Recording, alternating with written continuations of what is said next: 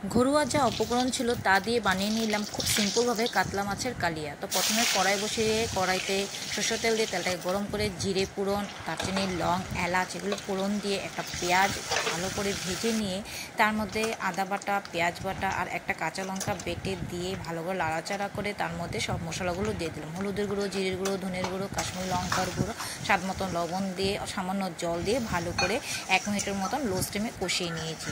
তারপর এর মধ্যে আমি ফেটে রাখা দই দিয়ে ভালো করে মিশিয়ে নিলাম। তারপর আগে থেকে আমি পোস্ত বেটে রেখেছিলাম, সেই পোস্ত বাটাটা দিয়ে প্রায় লো স্টিমে 2 থেকে 3 মিনিটের মতন আমি ভালো করে কষিয়ে নিয়েছি। দেখো তেল বেরিয়ে এসছে। এর মধ্যে এবার আমি দিয়ে দেব গরম জল দিয়ে আমি আগের থেকে মাছগুলোকে ভেজে রেখেছিলাম, চিতল মাছগুলোকে, সেই চিতল মাছ আমি এখানে দিয়ে দেবো।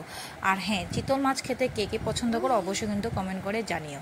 দেখো ভেজে রাখা চিতল মাছগুলোকে দিয়ে প্রায় 5 থেকে 6 মিনিটের মতন লো স্টিমে রান্নাটা করে নিলাম। তারপর নামানোর আগে 2টা কাঁচা লঙ্কা চিড়ে দিয়ে দিলাম আর শাহি গরম মশলা পাউডার উপর দিয়ে ছড়িয়ে দিয়ে আরও 1 মিনিটের মতন রান্নাটা করে নামিয়ে নিলাম।